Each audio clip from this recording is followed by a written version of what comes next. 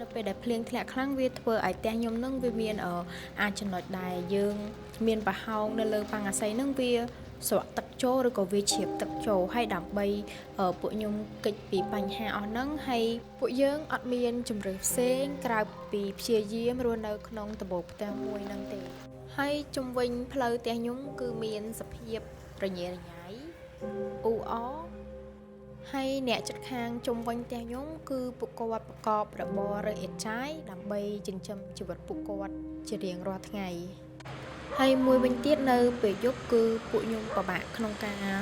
គេឬក៏ពិបាកនៅក្នុងការសម្រានមែនទែនដោយសារតែពេលយប់គឺជាពេលដែលពួកគាត់ចេញរកស៊ី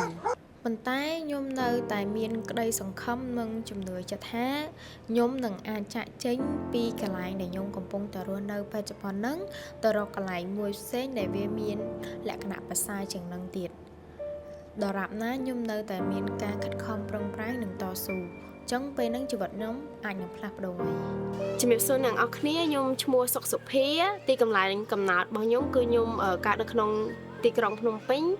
នៅក្នុងប្រទេសជាតិកម្ពុជាហើយនៅពេលដែលប៉ាខ្ញុំគាត់ខូចកំឡុងពេលដែលខ្ញុំអាយុ2ឆ្នាំជាងហ្នឹងគឺផ្ទះខ្ញុំជាពាក់អំណុលគេខ្លាំងដែលជាហេតុធ្វើឲ្យម៉ាក់ខ្ញុំហ្នឹងត្រូវតែលក់ផ្ទះនិងដីដើម្បីសងអំណុលគេ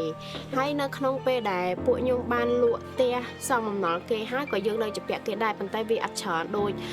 ពេលដែលយើងអត់ទាន់លក់សងគេហើយពេលហ្នឹងក៏ម៉ាក់ខ្ញុំគាត់មានជំងឺដែលគេហៅថាបាក់ទឹកចិត្តដោយសារតែគាត់អស់ក្នុងបង្អែកគាត់លក់សងគេហើយពេលហ្នឹងក៏ម៉ាក់ខ្ញុំគាត់មានជំងឺដែលគេហៅថាបាក់ទឹកចិត្តដោយសារតែគាត់អស់ក្នុងបង្អែកហើយគាត់ត្រូវរ៉ាប់រងទទួលរាល់ចំណាយនៅក្នុងគ្រួសារហើយរួមទាំងពួកខ្ញុំនៅក្មេងៗផងដែរអញ្ចឹងនៅពេលហ្នឹងគាត់កើតជំងឺបាក់ទឹកចិត្តហ្នឹងគឺគាត់របៀបថាគឺជាមនុស្សម្នាក់ដែលអត់សូវយកចិត្តទុកដាក់ជាមួយនឹងរឿងផ្សេងទៀតអញ្ចឹងរបៀបថាគាត់នៅតែឯងអញ្ចឹងទៅហើយដល់ពេលហើយក៏ឲ្យខ្ញុំជាមួយនឹងប្អូនខ្ញុំមកនៅជាមួយយាយតាខ្ញុំរហូតដល់ឥឡូវមុនអត់ដូចជំនាន់យើងឥឡូវនេះទេហើយគាត់ក៏ស្ថិតនៅក្រោមរបបប៉ុលពតដែរអញ្ចឹងធ្វើឲ្យការអប់រំគាត់វាទៅតាមនឹងដែរហើយយាយតាខ្ញុំគាត់ប្រកបរបរដូចជាតាខ្ញុំគាត់ធ្វើជាជាងសំណង់ហើយយាយខ្ញុំគឺគាត់លក់កាហ្វេ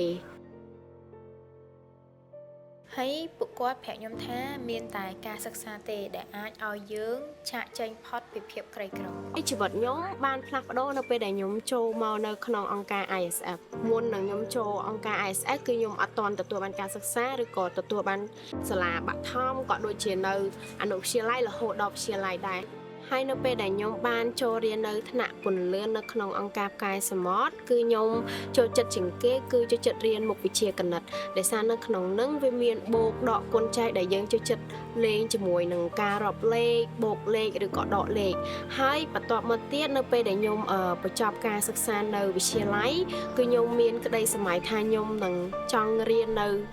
សាកលវិទ្យាល័យតដែលមុខជំនាញដែលខ្ញុំចង់រៀននឹងគឺទាក់ទងជាមួយនឹងគណនេយ្យនិងហិរញ្ញវត្ថុក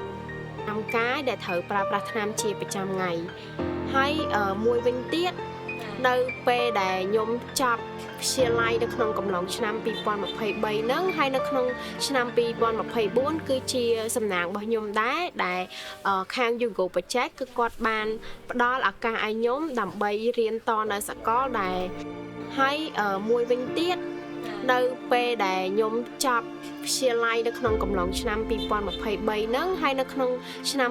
2024គឺជាសំណាងរបស់ខ្ញុំដែរដែលខាង Yugo Project គឺគាត់បានផ្ដល់ឱកាសឲ្យខ្ញុំដើម្បីរៀនតនៅសាកលដែលគាត់ជួយនៅក្នុងការចំណាយសកលរបស់ពួកខ្ញុំហើយធ្វើឲ្យខ្ញុំ